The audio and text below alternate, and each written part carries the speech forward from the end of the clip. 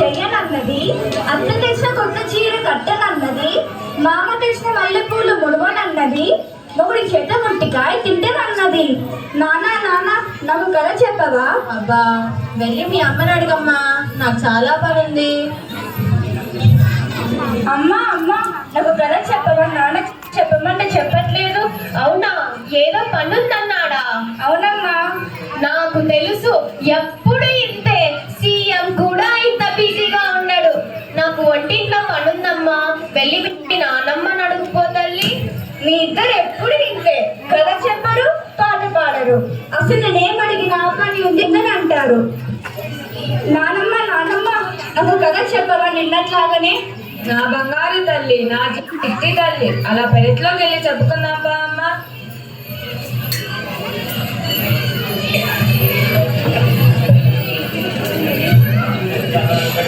ఏంటి ఏదో పాచిపోయిన వాసన వస్తుంది?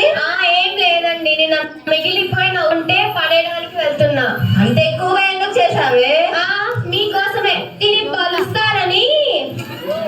దీని పేరు ప్రభావతి. కోపం చాలా అతి, అస్సలు లేదు మతి. ఇది చాలా పెద్ద కోతి. మీకు పగులుంది మూతి. అబ్బో, అయినా ఇంత చేసి పడేసే బదులు నా ముసిల్లానికి పెడితే పోలా? అత్తయ్యా, ఓ అత్తయ్యా, మీకోసం ఉప్మా చేశాను, తినండి. అమ్మా ప్రభా, ఇది పాచిపోయిందమ్మా, తినలేను. పాచిపోయిందా? నీకోసమని వేడి వేడిగా జీడిపప్పులు వేసుకొని తెమ్మంట. పాచిపోయిందంట, పాచిపోయింది. అయినా ఈ వయసులో అంతంత తిని ఒలింపిక్స్ కి వెళ్ళి వెయిట్ లిఫ్టింగ్ చేయాలా ఏంటి? సిగ్గు లేకపోతే సరే. చిచ్చి, పెట్టింది తిను, లేదంటే ఒక మూల పడుండు.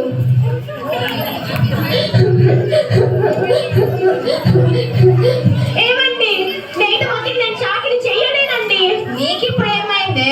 ఇంకా ఏం కావాలండి? మీరు పొద్దుననగా వెళ్తారు, పాప స్కూల్ కి పోతుంది. మీరు వచ్చేంత వరకు ఆ ముసలి దానికి నేను సేవలు చేస్తూ ఉండాలి. అంత గొప్ప సేవ ఏం చేసావే?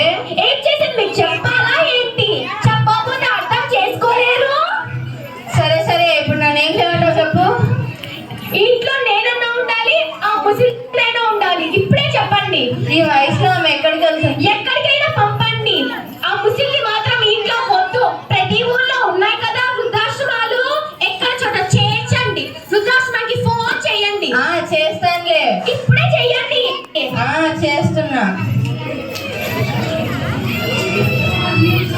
హలో, ప్రొద్దుటూరు వృద్ధాశ్రమమా అండి? ఒక ముసలావిని మీ ఆశ్రమంలో చేర్చాలనుకుంటున్నాను. ఏంటండి? ఆవిడ మా అమ్మనేనండి. అనాథులు మాత్రమే చేర్చుకుంటారా? సరేనండి. ఏమి అనాథులు మాత్రమే చేర్చుకుంటారంట?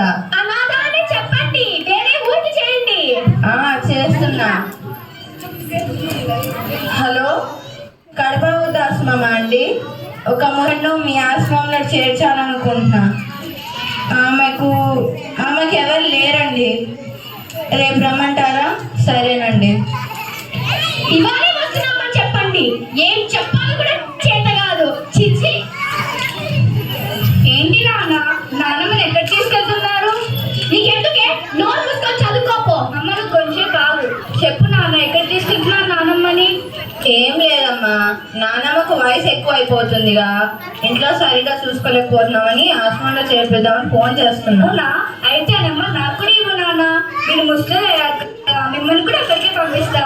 చూడండి ఎలా మాట్లాడుతుందో. ఆ ముసలిని గారాబం వల్ల ఇది ఇలా తయారవుతుంది. అమ్మ నేను కొంచెం బాగమ్మ నాన్న, ఇందాక పాచిపోయే తిండి మా నాన్నకు పెట్టావే, అదైతే నువ్వు తినచ్చు కదా, లేకపోతే నాన్నకు పెట్టచ్చు కదా, కొన్ని నాకు ఇవ్వచ్చు కదా. ఎందుకు అమ్మా నీకు నాన్నమ్మ అంటే అంత కోపం? అయినా నీ తెలివి ఏమైంది నాన్న? నువ్వు నన్ను చిన్నప్పుడు ఎంత బాగా చూసుకుంటా, నాన్న కూడా నేను అంత బాగా చూసుకుంటే కదా. ఆ మాత్రం అర్థం కాలేదా?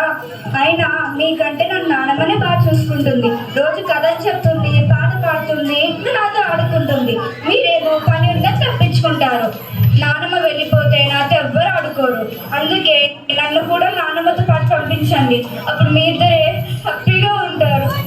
అంత పెద్ద పెద్ద మాటని మమ్మల్ని బాధ పెట్టకు తల్లి. మరి నాన్నమ్మ బాధపడదా అమ్మ? మా తప్పు తెలుసుకున్నాం మమ్మీ క్షమించు. నన్ను కాదు, నానమ్మ దగ్గరికి కాలు మీద పడి క్షమించమని అడగండి.